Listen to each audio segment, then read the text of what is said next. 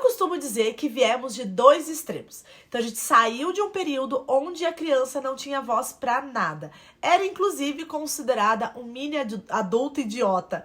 Ou seja, entendia como adulto, sentia como adulto, deveria se comportar como adulto, mas de fato não era. Então era só um adulto idiota que precisava de correções constantes e muitas vezes de uma forma agressiva e violenta. Mas depois a gente foi para o outro extremo, que acredito inclusive que é o momento que a gente está, muito timidamente alguns pais estão estudando e estão saindo um pouco disso, mas no qual a criança, ela possui uma sabedoria natural, então tudo sabe, não deve ser corrigida em nada, tudo que ela faz, ela está expressando a natureza dela e, portanto, ela não deve ser podada. Então ela pode tomar as próprias decisões, mesmo sem critério nenhum, decide coisas importantes sobre a vida dos pais, é atendida prontamente diante dos seus desejos imaturos, que o adulto, ele não deve estar ali corrigindo ou intervindo nas decisões da criança, porque a gente só está podando quem ela realmente veio ser.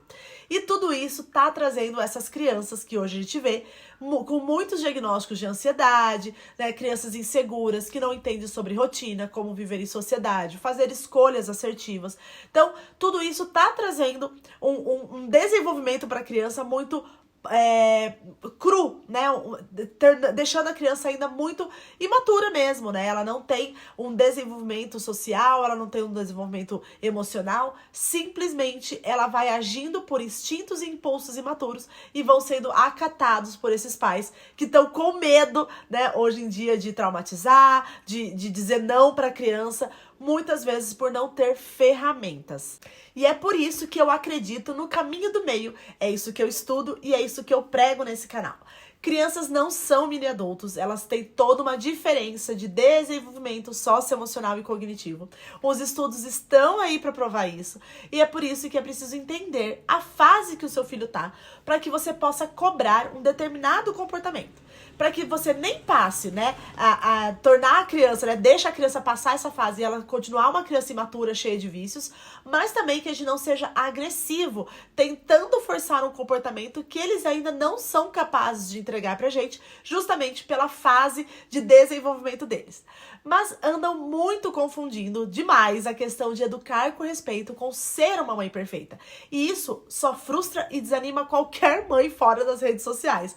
Quando você vê que você não consegue ser aquela doce candura, né? Não consegue ter crianças tão colaborativas quanto você vê aí nas redes sociais.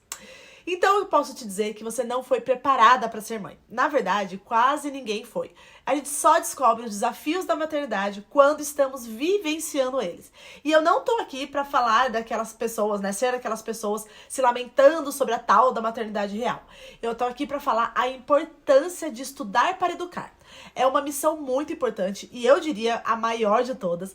A educação respeitosa é que levará uma criança a se tornar um adulto emocionalmente saudável, capaz de tornar o mundo um lugar muito mais empático, muito mais seguro e muito mais feliz. Se a gente não for por esse caminho, se a gente continuar no caminho da punição, da ameaça, né, das recompensas, ou se a gente continuar deixando a criança vivendo na sua imaturidade, a gente vai chegar no caminho onde a gente está. Insegurança, ansiedades, transtornos emocionais, violência. Então eu acredito sobre o educar com respeito, com sabedoria, tirando as expectativas, mas se mantendo constante, né? E assim, não desistir da educação do seu filho, por mais que ele já tenha 9, 10, 11 anos, ou por mais que você já errou demais no passado, ou por mais que você ainda não tinha os conhecimentos que você está tendo agora, mas que sempre há um momento para continuar educando, né? Sempre há uma volta por cima, sempre é possível conquistar a colaboração, sempre é possível conquistar mais uma educação mais saudável com os nossos filhos, amando e respeitando demais eles.